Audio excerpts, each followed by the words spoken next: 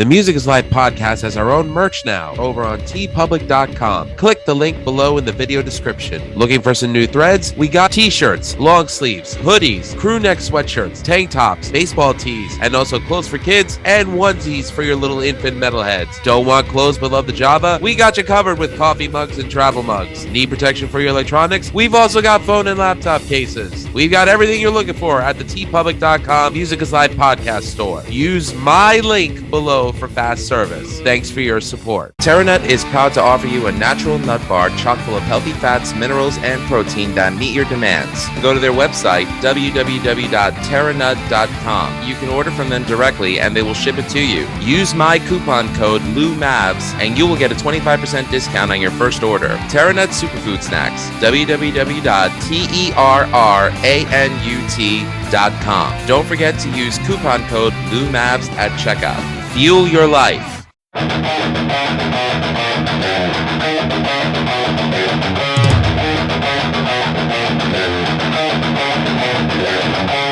are ready and waiting for you now.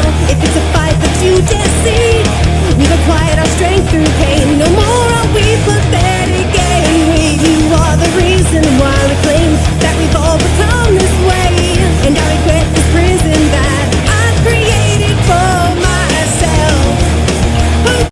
God, I'm bored. Might as well be listening to Genesis. Shut your filthy holes, you little bastard!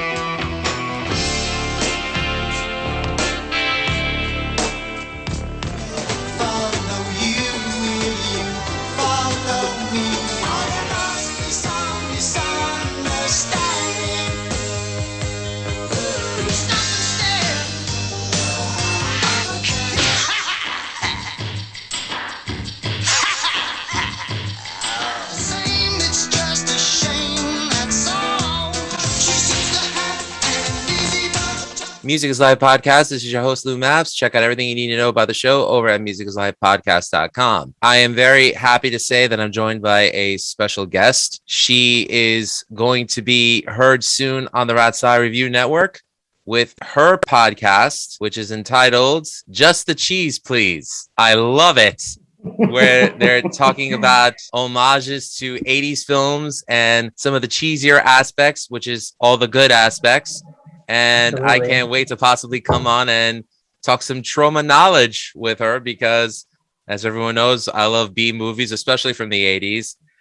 Even Killer Clowns from Outer Space, but I don't talk about that one because I don't like clowns. But anyways, but I'm so happy to have on my show from the Just the Cheese Please podcast, soon to be heard on the Ratsai Review Network, my dear, dear friend of... I never say a lady's age, but we've been friends that long. But you can say it. Just say it. It's awesome. We've been friends for 20 freaking years, and we're still friends to this day, and I love her for it. Miss Tara J in the house. Tara, hello, welcome. My kind of woman! Hi, I'm so excited and a little nervous to be here, I have to say. Nervous? It's me. I know, but I'm really excited. I'm ready to have a really good time and talk about Genesis. Let's do this.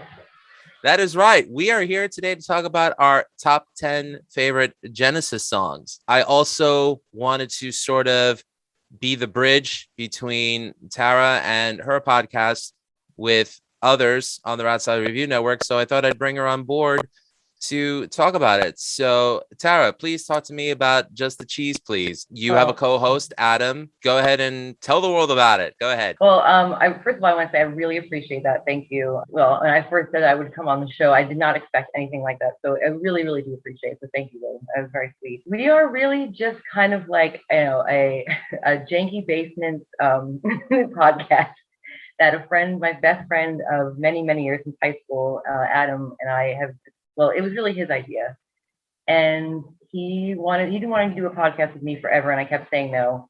And then kind of, the pandemic hit and I was like, well, here we are. It was not a lot to do. So let's just go for it. And we were going to either do music or movies. and we decided on cheesy 80s movies. That was because we both love them. We have a lot of us have a connection with them just from childhood. So we decided to do that. And it's really just fun. It's not mean spirited or, we don't make fun, but we definitely have a good time kind of poking at the silliness of of that era and like a lot of movies that came out then. So we did go on a hiatus for about 7 months because he was away and he was kind of, traveling around, and I had some things going on. So we are officially going to start again this month. On Friday will be our next one. So, hopefully look forward to some really like some fun new content. And that's about it. I mean, it's just a really fun time. Just two friends kind of shooting the shit. Oh, wait, can I say that? You can curse. It's okay. Oh, sorry. Okay. Just talking about, just talking about cheesy movies. And I guess cheesy is sort of in the eye of the beholder, but it's what we decide is cheesy. So take it or leave it, that's how it is. And again, I emphasize there's absolutely nothing wrong with cheesy. If you saw my DVD collection, you'd be like, does he have anything from the Criterion collection? And the short answer, no, I don't. I might have to actually tap into you for some ideas, like not that there really is kind of an endless amount of cheesy movies if you think about it. I mean, we do have, the only criteria we have is that it has to be from the 80s. So it's got to be 80 to 89. It can't be anything after or before that. But I'm sure you could probably help. I mean, I might have to, look at that collection. Great. I'm hired. I'm now their Yay! I'm now their official records keeper person thingy guy. There's just one request. Please don't ever talk about the adventures of Milo and Otis. Oh, no. No. I will not. First of all, I know what happened on that set. And yes. I 17 will never... cats, Tara. 17 cats. We don't talk about that in my house. No, thank God. It is absolutely awful. And no, there's no way we would ever do that. It's terrible. No, I agree. No Milo and Otis for sure. I mean, I'm a dog person by nature, but I have nothing against cats. The only problem is I'm allergic to them, so I can't be around them too long. But I do love cats. Cats' lives matter. Is that too soon? Yeah. I don't know. Whatever. Yeah. Fuck the makers of Milo and Otis. Anyways. I agree, 100%. That's awesome. I can't wait. I listened to a couple of your episodes. I listened to the Zapped one, and I tell you, like, I wanted to listen to the Zapped one because I'm like, my God, I know I watched this film a long time ago. I was a Charles in Charge fan growing up, so of course, Scott Baio and Willie Ames being in it. I'm listening to it, and I'm like, oh my God, I remember all these things. And yeah, it wasn't a good movie, but definitely worth talking about. That's what I was like. I kind of remember this movie very vaguely. It wasn't good. No, not by any stretch, but it's definitely a movie where you're like, I'm hoping that people would want to watch it afterwards just because of the way that we talked about it. Because it was just, it's such a ridiculous movie. And I don't know, it was pretty fun. But also one thing to note is that when we first started, I was using the audio from my computer because like I said, I was not a podcast person. I really didn't know what this entailed. So until I got a microphone, the audio sounds kind of like I'm underwater. So it's not the greatest, but we decided to just put it out there anyway, because like I said, it's just fun. It was just like a hobby for us. Nothing wrong with that. And hey, look, the more experience, the more exposure, the more easier it becomes, you sort of like differentiate on what to use and whatever. I mean, look, okay, full disclosure. This is a black background I have behind me. I love it. This is my house behind me. So I'm in my den, and there's a china cabinet behind me with china from my wedding day, which I don't feel like showing. If you want to see it, look at old episodes. Look to my right. Over here is a halogen light, and there's our diplomas. Okay? I'm using a $20 mic from Amazon. Hi. St. John's in the house. And I'm wearing gloves because, okay, look, I have a 3-year-old, okay? I love my daughter very much, but let's face it, Tara's a teacher. She knows kids are walking petri dishes, okay? That's exactly what I call them, too. I use that exact term. I'm like, they're literally walking petri dishes. That is exactly right. Oh, my goodness. So I wear my mask in school, even though we're not required to. I don't care. I'm not getting sick. Sorry. I hear you. But yeah, I got sick. So guess what? I have these gloves on for you people. You're welcome. We thank you. Unless you want to see. No, just kidding. Tara and I go way back to our days at St. John's University. We met fourth floor Marillac. God, the memories. Sorry. You were in film club. We were both in TV club, and I was in radio. And we were both in Chapel Players, where we both became, well, coworkers because we were the sound crew for Bye Bye Birdie. Yes, you And were. I got to know you so well. It was one of the highlights of my senior year. And let me just Oh. tell you how much this woman's awesome. For my 21st birthday, my mom was in the hospital. She had to get her gallbladder removed, and they found cancerous polyps in the gallbladder, and they removed it. My mom's okay. It's 20 years later. She's still here. And Tara went to the Newfound Glory H2O concert. And oh man, this was my 21st birthday, and she bought me an H2O jacket, which I still have to this day. I love that you still have that. That actually makes me happy. Like, I mean, I didn't care. I knew you wanted to be there, and you were, and it wasn't even a thought. I was like, he's gonna love this. I don't care. Like, I'm getting this for him, and I was just so happy, to do it. But I love that you still have that. That is so awesome that you still have that jacket. That really is. I wanted to give this woman my first child. That's how much I love her. I mean, she is wonderful. Right,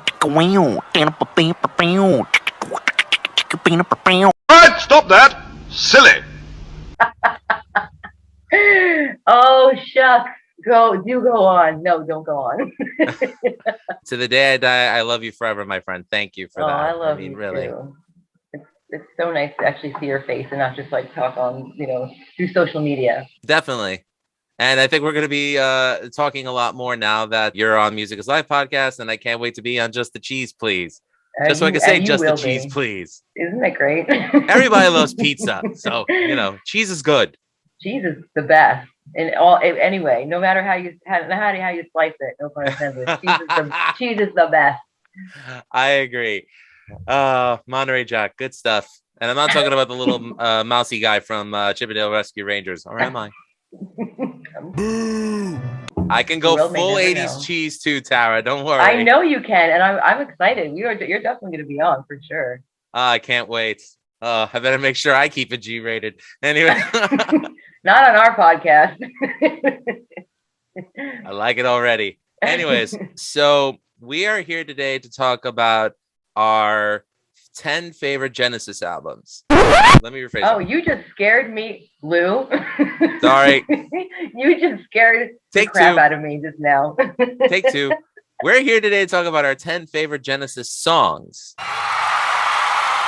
Now, the reason why we're bringing this up is because right now, Phil Collins, Tony Banks, and Mike Rutherford are on their last Domino tour, which, for all intents and purposes, might be the last time that they go around the world touring, which, is sad because it's proof of mortality, and it's proof that you don't know what you got till it's gone.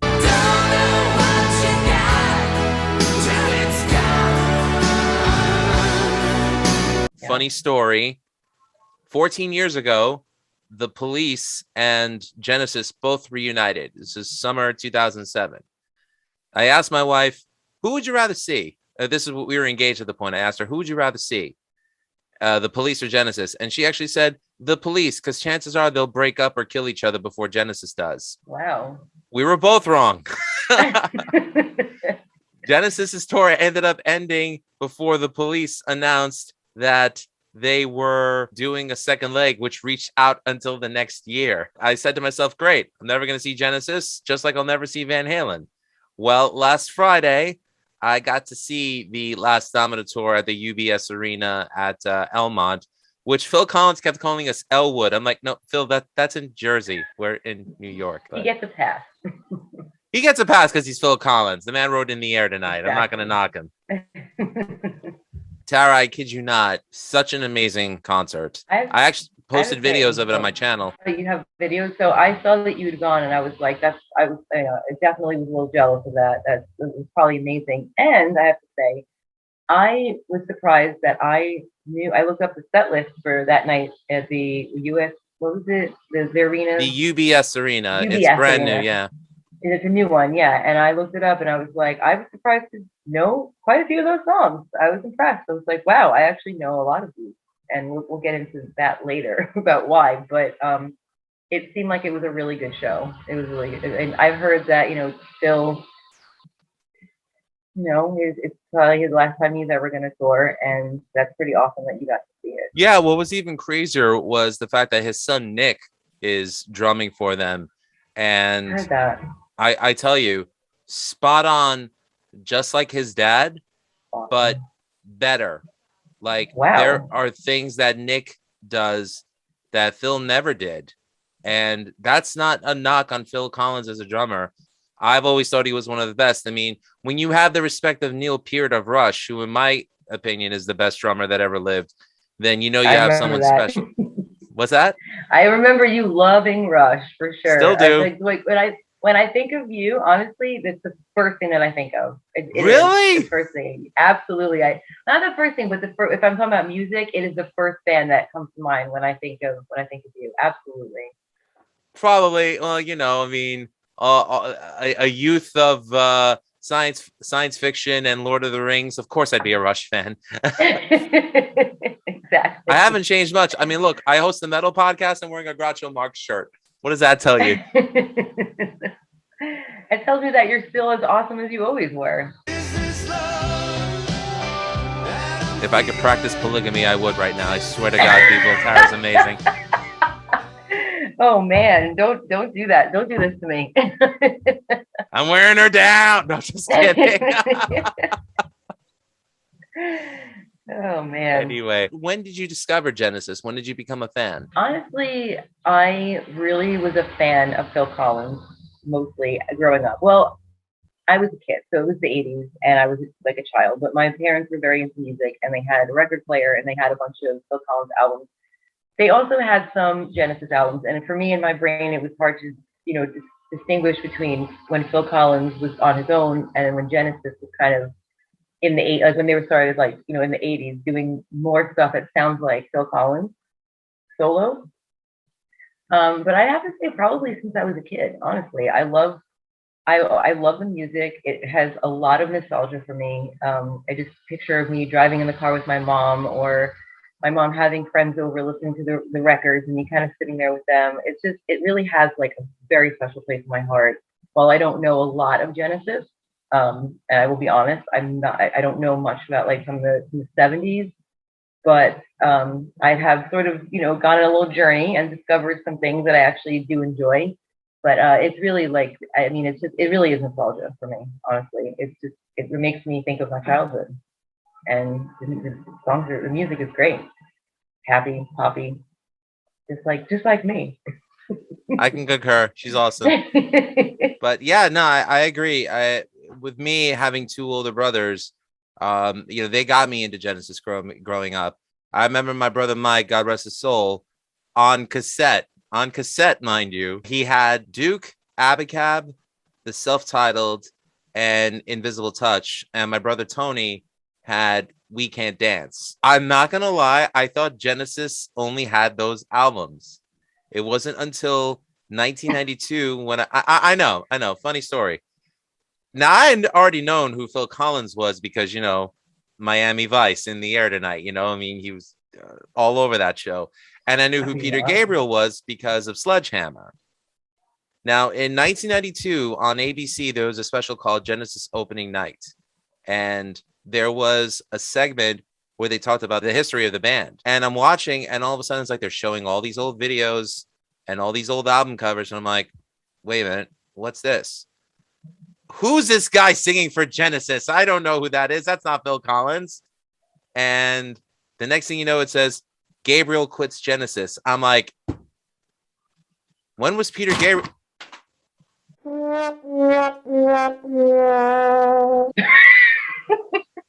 See, it's shocking. I mean, not even like whatever that was could handle the news. That was just too much. I'm totally leaving that in. That was hilarious. That was perfect timing.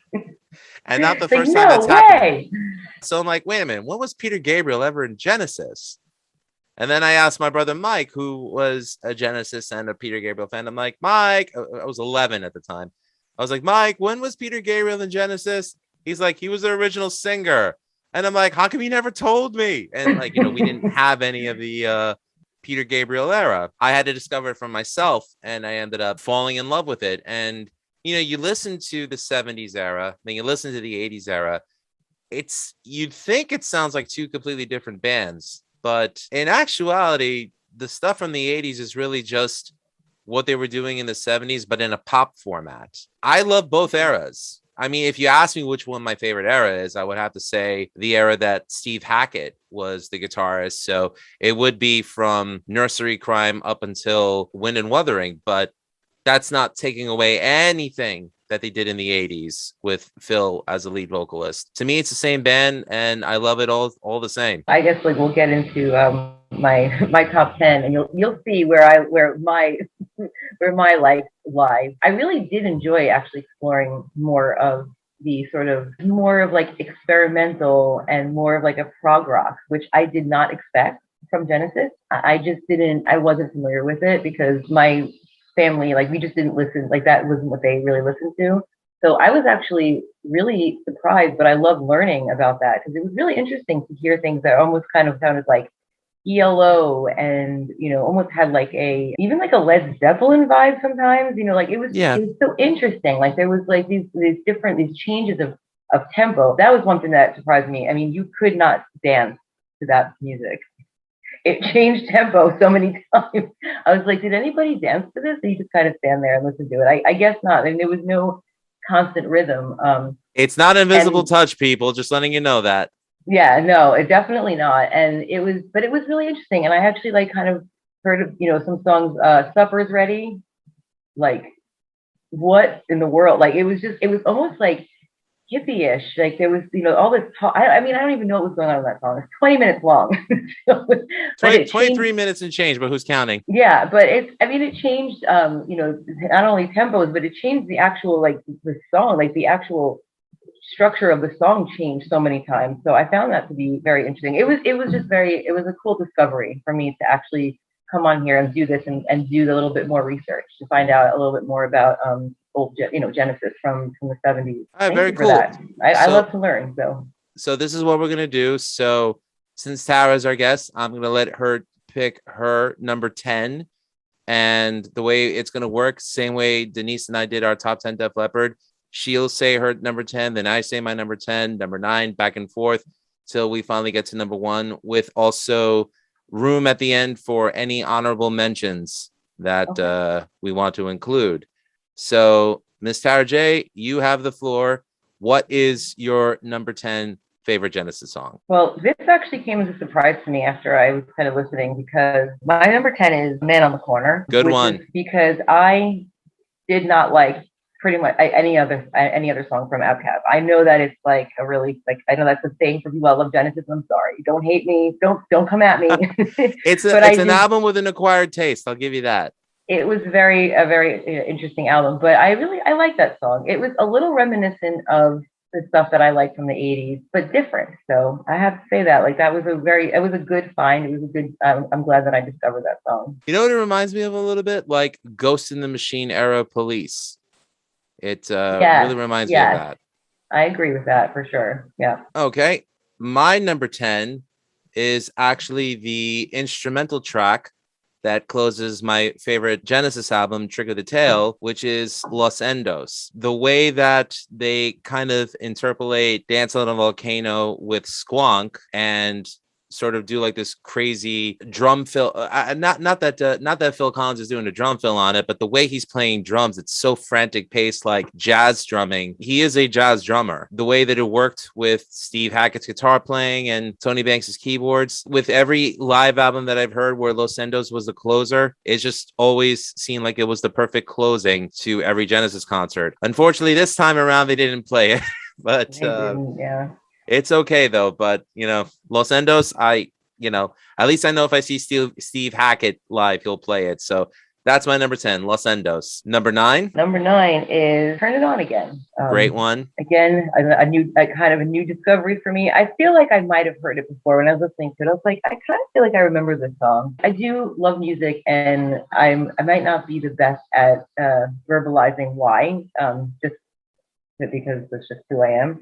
But there's, it's a certain sound. There's something that like hits me about a song, and I love it or I don't. And that was a song that I was like, this is a good song. And I feel like I remember this for some reason. It is a great song. It's one of the few Genesis tracks I hear over and over again on classic rock radio. Thankfully, the burnout factor hasn't hit me yet. I don't know if I hear that song very often on the radio, but I'm also, down in the South. We have different radio than you guys do up there. That's right. She's in South Kakalaki. I sure am. Gentlemen, the sooth. Less whiskey next time. My glass can't take it. If I'm at Myrtle Beach, I'll let you know. I do visit there frequently. Absolutely. And they have cheap PBR, so it's good stuff. Anyway. My number 9 is off of the Invisible Touch album. It's not the only epic track I have on my list, of course not, but it is the only epic track that is on Invisible Touch. They played it live when I saw them at the UBS Arena, and it's been on every tour since Invisible Touch. Such a killer 2-part song. Domino. It's crazy. Like Tony Banks wrote the lyrics based, I think he actually had the lyrics as far back as like 1982 about issues going on in Beirut, Lebanon at the time, and what would happen if a nuclear bomb went off, and just, the things that he would see, and just writing about it, and not stream of consciousness format, but poetic license to explain, right, his visions. And I don't know, just everything between the lyrics and the song structure of that. Great. A very synth heavy song, but I love it. I do have to say just quickly that I really did I love Genesis sort of political, with the politicalness of it, that they had in a lot of their music, that when it wasn't preachy and it wasn't obnoxious, but it was like aware. And I absolutely adore that about the band. So just wanted to kind of throw that in there. I love that about them too. I make it a point never to discuss religion or politics on my podcast. However, when a band like Genesis takes politics and sort of twists it in the sense that, we're just talking about it, you come up with, your own decision on what's right. I've always appreciated that. I've always appreciated the fact that they've left it up to the listener to decide what to think, as opposed to pandering to the listener. I feel like too many people do that without knowing, enough of the facts, and Genesis kind of like leaves their audience with enough leeway to go, hey, this is what we think. Whatever you think is okay too, but here's a good song out of it. Yeah, right. I agree with you. All right. So I guess my number 8, is that where we are now? That's right. Number 8. No Son of Mine. I remember seeing this video on MTV back in 91, 92, yeah. And I remember it really moving me. It made me sad. Like the video made me sad, the song made me sad, but I just loved it so much. So I had to put it in there. I had to put that song in there just because I remember it very well. When I listened to the song again, I was like, oh man, So it was very moving to me. So I had to be on the list. You want me to drop a bombshell about that song on you? Go ahead, ruin everything, Lou. Do it. Go for it. Phil didn't write it from his own personal experience. I didn't think he did, but it was still a very moving song. But no, it is, but it's crazy to think that he was able to channel that thought process without never feeling it, right? And it hitting a nerve of everyone who listened to it. Especially kids who grew up in an environment where their fathers could have given 2 shits about them. So yeah. And again, this is why I say, what? People say Michael Jackson was the greatest star that came out of the 80s.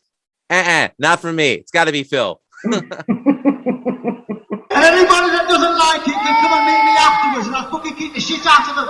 Number 8 for me is also off of Invisible Touch. It's the only other instrumental track that I'm going to have on this. Now, again, like Domino, very synth heavy. It's practically all synths with the exception of a guitar solo at the end of it. The moment I heard this track, I was like brought in by the rhythmic pulse of it. and Tony Banks's keyboards. It is my number 8, and I love it. And I wish it would have still performed it after the initial tour, but I have to give it to the instrumental track, The Brazilian. I was to say, that almost made it for me. That almost made it. 'Cause I was listening to that song and I said, damn, this is a good tune. Like I liked it a lot, but there was other ones that were just a little bit better, but I agree with you. It's a great song. Yeah. And you know, the crazy thing is like that song has been used in a bunch of films and even TV shows. It was used in an episode of Magnum PI where Magnum is about to kill the guy who killed his wife. Yes, apparently Magnum had a wife. I didn't know it, but who knew? It was in the soundtrack for a film called Where the Wind Blows, which was a British animated film that came out in the 1980s about an atomic bomb that goes off in England, practically killing everybody. I know, great stuff, right? Fun, yeah. Yeah, don't cover that one either for your show. Great fun. No, definitely not. Definitely not. That's not a cheese movie. That's a drink a bottle of cyanide movie. Yeah. Anyway. Yeah, we try to stay away from those kind of movies. Good. And it was also in a recent film on Hulu with Andy Samberg, Palm Springs, I think it was called. Yeah, apparently it was used recently in a film. So, awesome. I did not know that. Yeah, so it's good to know that that song is still being played. I love it. I think you should check it out. When they played it live, I have to give credit to Mike Rutherford. Obviously, Steve Hackett was my favorite guitarist in Genesis, but to his credit, Mike Rutherford does a great guitar solo on it, especially live. So, yeah, check that one out. Number 7, Miss Tara. In Too Deep from Invisible Touch, which you'll see will be a repeating, motif here. I think we're covering the entire Invisible Touch album. We might be, because it's amazing. It's a great album. Like I don't know. I mean, I know there's purists out there, but I have to say it is a great album. It's really about most of it nostalgia. So, little embarrassing story about me, I'll give you. I used to cry at love songs when I was a kid. I was too young to understand really what they meant or understand about love. I was like 4, 5, and 6 years old. But I remember listening to the song and sitting outside on my mom's picnic table, and we had a radio, and I just started to cry. I've always been very sensitive, and it's a pretty song, but it is kind of sad. But I didn't really understand like why it was sad when I was a kid. I didn't really get it. But yeah, so it made me cry when I was like 5 years old. I like it. I love the song. And hey, look, I'm not going to knock you for that. There's a lot of songs I choke up on. I'm not. I promise you, none of them are any emo bands. I promise you that. If I choke up on any song, it's usually good stuff. I say that because I remember, oh my God, talk about wanting to like bash your head into a wall. A year after 9/11, and MTV's doing sort of like a 1 year later type thing. And all of a sudden, they're like, that's right, we're listening to what you have to say. Up next is Screaming Infidelities by Dashboard Confessional. I'm like, no. Wow. Oh, man. I'll take In Too Deep any day. Yeah. I mean, I just think it's funny because I used to cry. My mom would say, what is wrong with you? Like, why are you crying? And I'm like, it's just a beautiful song. I don't know. Yeah, nothing wrong with that. Strange. Okay. Nothing wrong with that. But you have a beautiful face. Please don't cry. My number 7 is probably the only song that deals with an edible complex for a prostitute. Oh, I don't know. I don't know. It's Mama. Okay. Apparently, this is about an edible complex for a prostitute, is what was written about it. It's crazy because I remember seeing this video back before I had cable, when I was a wee tyke, in the borough of Queens. We had U68, which was a UHF channel, and they used to show music videos all the time. And one of them that they had on repeat was Mama from the self-titled Genesis album. And I remember watching it. It was shot in sepia tone until the final verse, where all of a sudden, like out of nowhere, it gets really heavy. And this is where Phil does that. That scared the crap out of me. So this was like one of the first Genesis videos I ever saw, and one of the songs that made a huge impact on me. And I tell you this, they played this song was in the set list at UBS Arena, and they killed it. Probably one of the heavier Genesis songs. Definitely one of my favorites. I saw that it was on the list. I was surprised that it was on the list. So, but well, yeah, no, I was actually surprised. Yeah. By the way, there were no songs from Abacab on the list. So I saw that you had said that you were disappointed. So I'm sorry. I'm sorry that you didn't get to see that, but you got to see Genesis. So honestly, shut up. I'm not complaining. You know what it was? It was just Abacab was my gateway album. It would have been cool to have heard a song or at least a snippet, but trust me, I'm grateful for what I got. Number 6. All right, my number 6 is Throwing It All Away, same from Invisible Touch. I randomly have this song stuck in my head at the weirdest times. I will be at school and all of a sudden, like, nothing will happen. It'll just pop into my brain and I'm just like, well, I know I'm going to sing, but I'm kind of like in my head. I don't know why, but this song for some reason like impacted me, obviously, when I was a kid, and like hearing it, obviously it was on repeat, you know, on the radio at the time. Mm-hmm. I just love that song. I don't know what it is about the song. I just like, it'll just pop into my head and I'm like, it's got to go on the list, of course. I think about it. I think about it too much. It's weird. So this is one of those love songs that gets me choked up. Yeah. Okay. Yeah. I don't know why. So it just sweet. does. It's a beautiful melody. It's funny because like I remember hearing it when my wife was pregnant with my daughter. We were going through a hard time at the time because of finances. You know, I mean, New York's expensive. Yeah. And, you know, working in Manhattan for a company who could care less about you and, you know, trying to pay a mortgage and trying to pay bills and trying to help take care of a family and stuff like that. You know, it's like, it kind of hit me at a weird point, but things are better now. So it's okay. I'm glad. We're good. But I still get choked up every time I hear it. I mean, they played it at the UBS Arena and, you know, everybody's holding each other and swaying. And I'm just like, oh, so damn sweet. you, Phil. I love that. That makes me happy. I promise you, 2,000 children will be conceived tonight because of you. I love that. For me, number 6 is your number 10, Man on the Corner. I didn't think we would overlap really very much, but I'm impressed. I'm impressed with myself. Look at that. Yeah. No, but a great haunting song. What I love about Phil, yeah, it's fine. I keep on giving him the credit. I mean, yeah, he's the vocalist, but it's really to the band. They really do write songs for like the every person. Again, what you said before about like when it comes to their political stuff, how it's more universal and, you know, something that everyone could relate to. It applies for everything about their music. So yeah, they're not preachy. That's what I love about it, and they just, you know, that's great. Definitely. All right, your number 5. My number 5 is Tonight.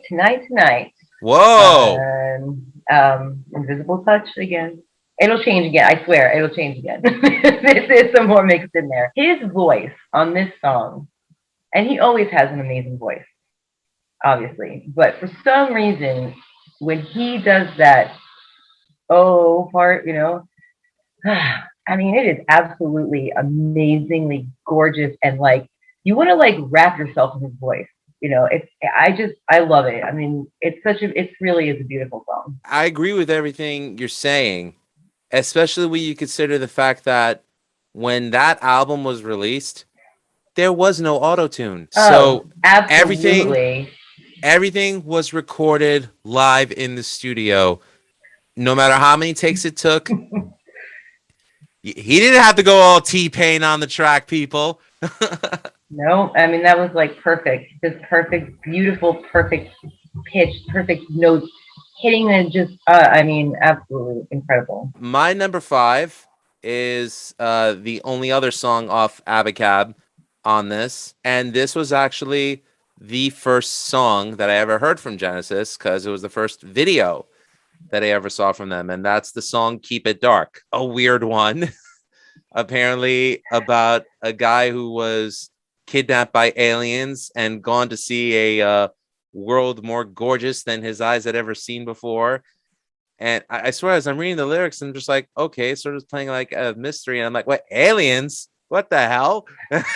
A great track. And his son, Simon Collins, actually did a really good cover of this one too. I listened to that song. It was very odd, for sure. Not that I'm not adverse to odd, but it was very strange. Oh, it When I is. started listening to the lyrics, I was like, oh, okay. And that doesn't. It's not why I didn't. Why I don't like it. It's just. It was very. It was just a very strange song. It is. It is, and I think that's why I like it, because it's like 81. What else was out there at the time that sounded like that? Thriller and Pyromania had not been released yet. And, those were probably two albums that like changed the shape of pop in the 80s. But, for a band like Genesis, who were still holding on to their progressive rock, tendencies, it was a good attempt at writing a clever pop song. So, weird, but good. That's good. Absolutely. Nothing wrong with weird. Your number 4? The number 4 is That's All. Just a great song. I can't really say why I like specifically the thing. I mean, I love the keyboard. I mean, it's so, what's the word I'm looking for? It's basic, but great. Yeah, but I mean, there's just something about how like perfectly clean the notes are, and it's just, and the way his voice goes with the music, it's just very clean and to the point. I don't know. I love that song. I like the words. I don't really look into what songs mean so much. I just kind of I glean from it whatever I want. And I kind of like, it's like a no BS song. It's just like, that's all. Like, yeah, we know the lyrics, but it's like, it's that's the way it is. It's like, I don't know. I just like it. And again, nostalgia. Also. No, I actually, that's from Genesis. Sorry, I said it was switched up. That's from the self-titled Genesis. Yes, it is. I love that song too because it's basic. It's no nonsense. It's kind of cut and dry in terms of the meanings right there in the lyrics. I love it. I would like to hear I don't know, the way that the song sounded back in '83.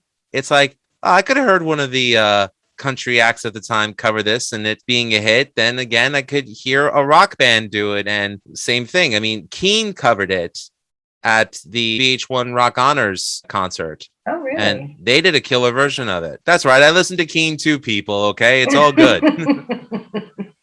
My number 4 is off of my favorite Genesis album, Trigger the Tail. It's, I didn't know how to pronounce it initially because I'm like, what the hell is this thing? And then I read about what it was. And apparently there's a book out there, something about fantastical mythical beasts or whatever, right? And apparently this animal, which it's not a real animal, but what it says in the book is apparently this animal is so aware of its own ugliness that it constantly cries at how ugly it is, and when it's captured, evaporates into a pool of its own tears.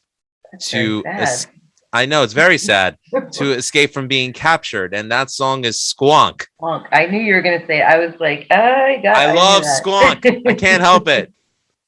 I look at my Shih Tzu and I think he's a squonk in modern day. I really wanted to like that song, but I see why you like it. I understand. You know, it is. I love the 12-string guitar in it.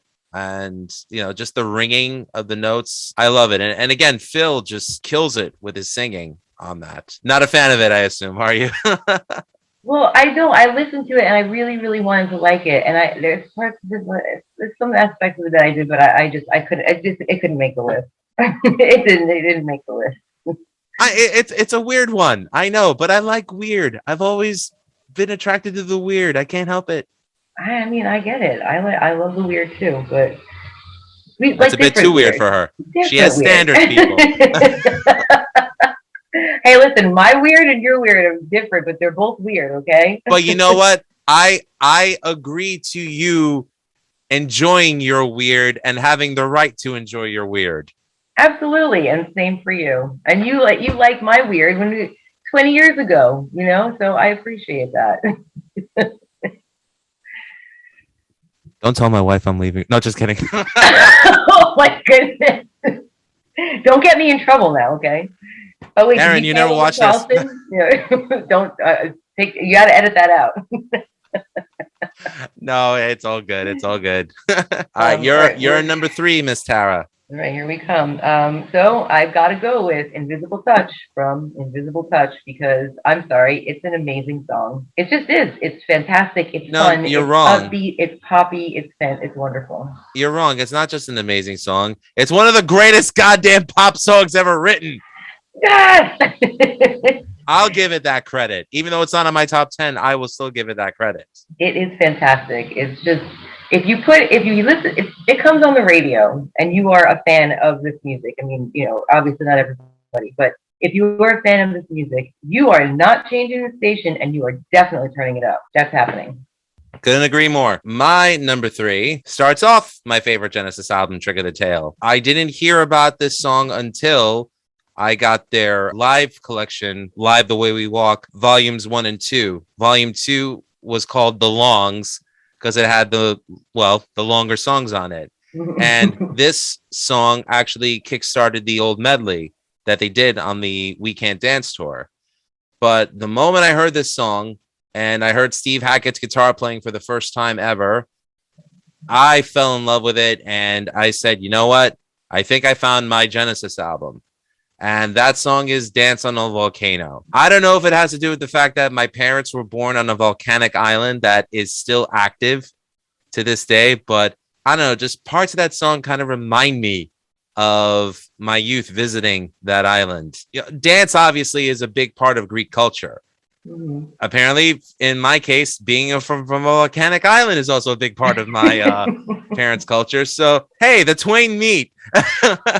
That's great. I listened to that song too, and it was another one that I was sort of happy to have listened to that I discovered. It's a good song. Definitely is. Bummed they didn't play it, but that's okay because I know if I see Steve Hackett live, he'll play it. So, Steve, I'm coming for you. Anyway, better be listening. That's right. Oh my God, if I could get him on the podcast, I would freak. So you never know. I look like I'm about to commit surgery. I should have just dyed them. I should have just put red paint on it and go, what body? No. What do you mean? What? No. All right, you're number 2. My number 2 is basically what I had said before. I love the political, non-political, non-invasive, non-obnoxious. I know what she's going to pick, but I'm going to let her say it. Music they do. Jesus, He Knows Me. I mean, not only is it a great, the lyrics are great, the song is great, the everything about this song is just great to me. It's also another really good, it's like I want to drive to the song, it's got a good beat. It's just, I don't know. You tricked me. Oh, did I? Oh, I did? You tricked me. I thought you were going to pick another one for your number 2. Oh, no. Well, I'm curious. Which one did you think I was going to say? Land of Confusion. Okay. Well. Because as far as I'm concerned, the message in that song is still relevant today. Absolutely is. We haven't gotten to the end yet, though. So that's true. We haven't gone to Los Endos yet. Anyways, Los Endos. Womp womp womp. I say what you did there. My number 2 opens up their classic Foxtrot album. So now we're getting into the Gabriel era. Mm-hmm. When I first heard this song, I was again blown away because it was weird as hell. I loved the pulsating rhythm of the bass pedals with the overdriven guitar and the keyboards just leading the charge, and Phil Collins just doing some of the best drumming that I ever heard on a track. Of course, Peter Gabriel, voice of an angel. I love Peter Gabriel. I always have. This song is my number 2. It's Watcher of the Skies. The band Fish actually played this song when Genesis were inducted into the Rock and Roll Hall of Fame. And it was a good version, but nothing beats the original band doing it. I could see Fish doing that song. I feel like it makes sense. Does it not? I mean, I'm not a Fish fan. No offense to anybody. I'm not a fan of Fish, but it makes sense. Yeah, no, Fish are good musicians. I mean, I'm not really a fan of the band, but I'll give credit where it's due. They are, of course, they're incredibly talented. Sure, absolutely. It's just not my style, but yeah, it makes sense that they would do that song. So that's Yeah. pretty cool. I'm gonna actually, I'd like to look that up and like listen to that version. That's not an easy song to play, and if anyone could pull it off live, it'd be them. Yeah, for sure. Hey, before Tara and I give you our number ones, we just wanted to acknowledge some of the Music is Life podcast fans, friends, and supporters who were kind enough to give us their top 10. So we're going to go ahead and read them right now. So we got Frank Jr. Guerdon, his top 10, Supper's Ready, Keep It Dark, Paper Late, Misunderstanding, Abacab, Mama, The Carpet Crawlers, Firth of Fifth, Throwing It All Away, and Dodo Lurker. We've also got Joe Baca, who was cool enough to send us his list. He gave us Firth of Fifth, Dance on a Volcano, Watcher of the Skies, The Lamia, The Cinema Show, The Musical Box, Fly on a Windshield, Entangled, Return of the Giant Hogweed, and Down and Out. Mike Zaramatidis gave us The Brazilian, Follow You, Follow Me, Silver Rainbow, It's Gonna Get Better, Just a Job to Do, No Son of Mine, Home by the Sea, Tonight, Tonight, Tonight, Me and Sarah Jane, and Land of Confusion. Also want to give a shout out to my wife, Erin Mavs. Erin Michelle, Shelly Mavs, goes by many different names. But her top 10 is That's All, Throwing It All Away, Home by the Sea, Carpet Crawlers, Misunderstanding, I Can't Dance, Invisible Touch, In Too Deep, Land of Confusion, and Tonight, Tonight, Tonight. We also have Wayne Noon from Outside Review, who gave us his top 10, which includes Turn It On Again, Land of Confusion, Squonk, there you go, Supper's Ready, The Knife, Down and Out, Jesus He Knows Me, Home by the Sea, Abacab, and A Trick of the Tail. And finally, from the great Harry Barnett, Who is Genesis? Thanks, Harry. So now that leaves us to our number ones. Here we are. Here we go. This is it. The big number one, numero uno. Well, you already said it, and again, it's a little bit of a political song, but it's definitely relevant, and I think it's been relevant for pretty much the entire time I've been alive. I can't really remember a time that it probably wasn't, but Land of Confusion. Not only does it have the most kick-ass video ever. Love the video.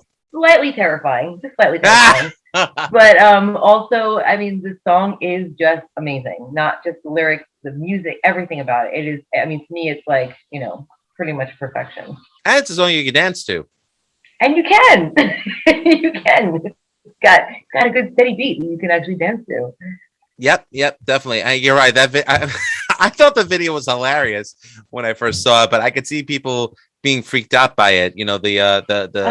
What were they called? It was the British Spitting Image was the name of the show, and they're the ones who designed all those caricatures of the celebrities. So yeah, they were just, I mean, as a child, it's definitely like, that's not the puppets you used to seeing on Sesame Street. They were no, it's not. It's a little creepy, but I don't think any of the Muppets try to eat their own tongues in a hot dog roll. So nevertheless, it sticks with you, so it's good. They made their point and they did their job. So how many years later, I still remember that video. So I got asked, did you like the Disturbed version? I did not know there was a Disturbed version, but I actually kind of like Disturbed. Don't judge me.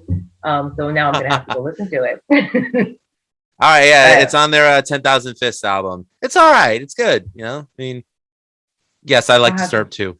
I mean, I'm not a huge Uber fan. I don't own any CDs, but I mean I own albums. But when I hear a song, I mean, I generally like them. So I'm gonna have to go and listen to that because that's kind of awesome. All right, sounds cool. All right, my number one. This goes back to, oh God, we're going back 50 years. So this is off of the album Nursery Crime, which is the first album that has Steve Hackett and Phil Collins joining Mike Rutherford, Tony Banks, and Peter Gabriel as Genesis. The backstory of the song is apparently these two kids are playing croquet.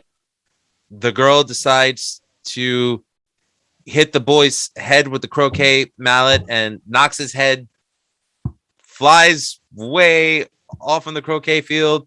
The spirit of the boy comes back through the musical box and in the form of an old man, and apparently tries to have his way with the girl. Again, weird as fuck, but Yeah.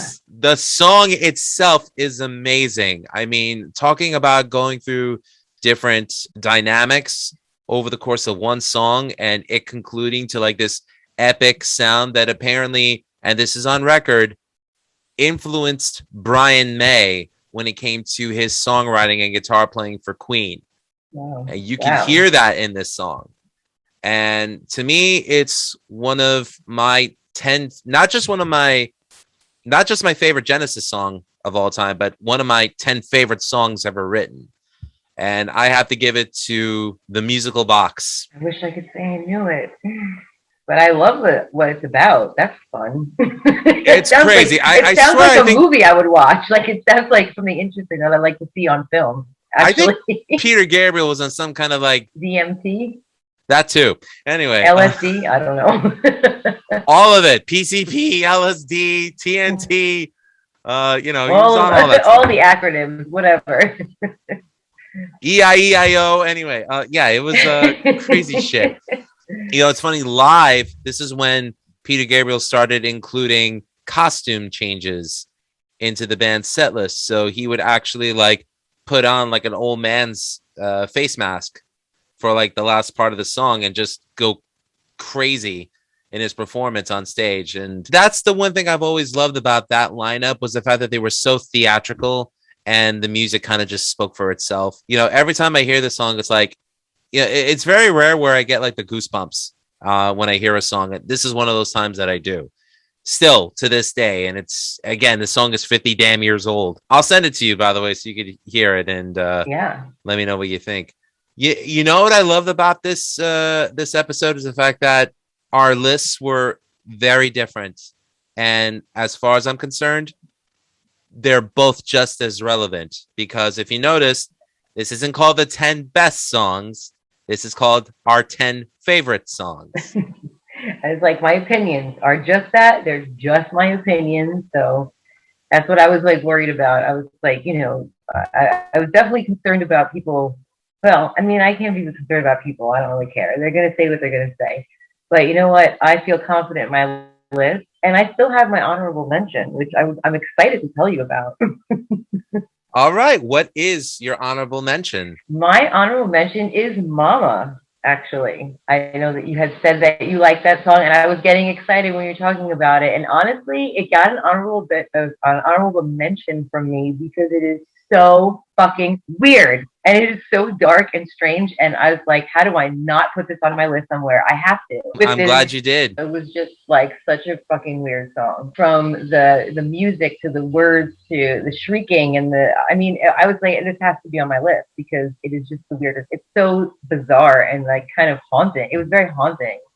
So it had to be somewhere. It wasn't one of my favorites, but I had to give it love. Because like what even is going on in that song? It's crazy. I'm glad you did. Thank you. That's awesome. Song. And to add to that, by the way, these lyrics were sung stream of consciousness by Phil in the studio, similar to how he did in the air tonight. Mm-hmm. Like he was just thinking of words and trying to sing them in a pattern and see what fit. And this is what worked. And they took it. The man's got the Midas touch. What do you want? I mean, I'm glad you chose Mama, though. That's awesome. My honorable mention, and if anyone who's friends with me on Facebook, they'll know what my honorable mention is. I was able to post the clip of it, the one section from the song that they played live at the UBS Arena. But I love the song, and it's The Cinema Show, which has one of the best instrumental outros that I've ever heard. And again, I get it, okay? My tastes are different from everyone else. Yes, I like pop music, but I like weird shit too. And I like to give some light to the weird shit. So sue me.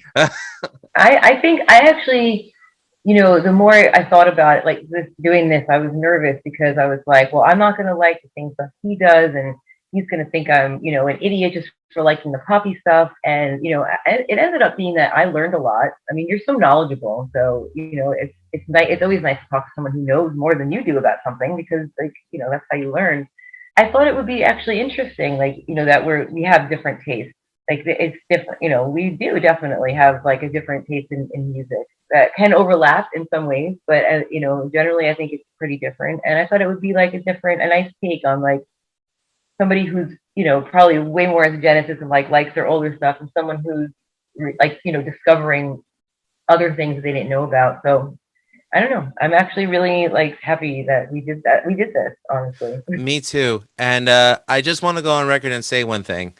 I will never knock anyone for their personal tastes in music, because it's all relative to what you like. I love the pop stuff too. I do. It just so happens though with Genesis, I admit I like the weirder stuff a little bit more. But I would never downplay anybody.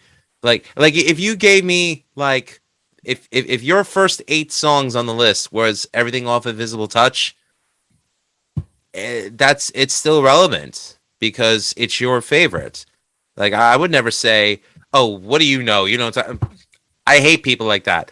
I make it a point and say I'm not a music critic. I'm a music fan, and I love sharing my love for it with my friends and with whoever is happy enough to watch my podcast.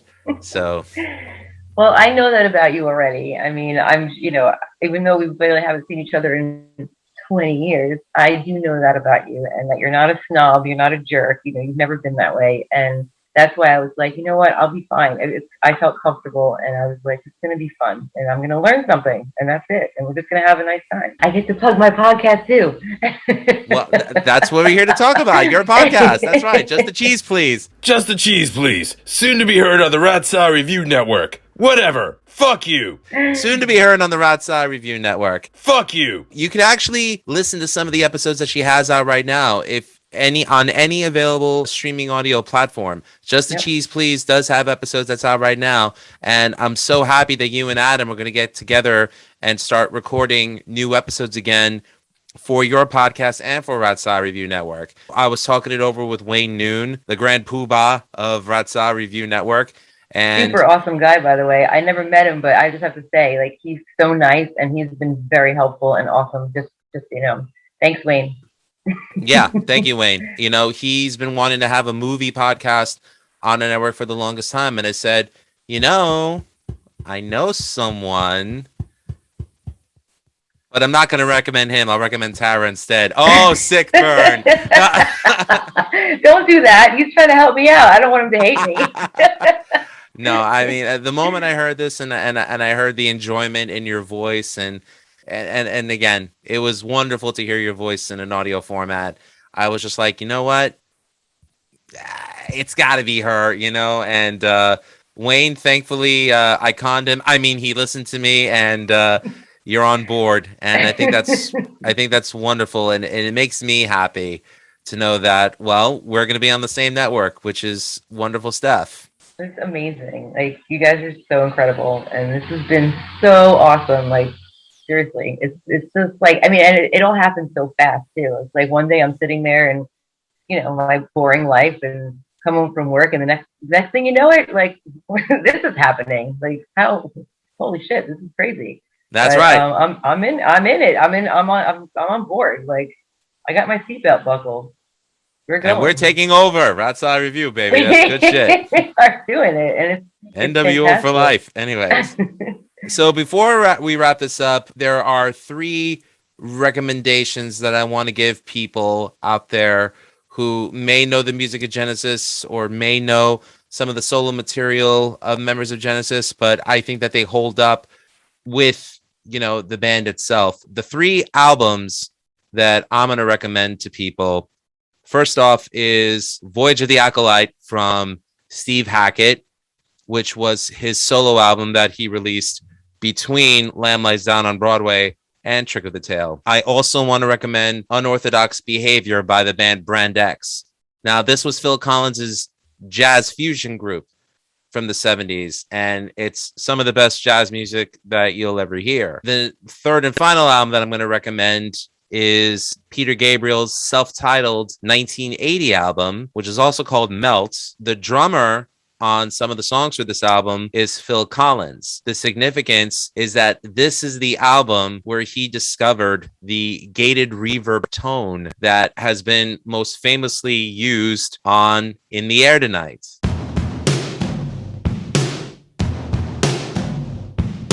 That's where the sound for this comes from.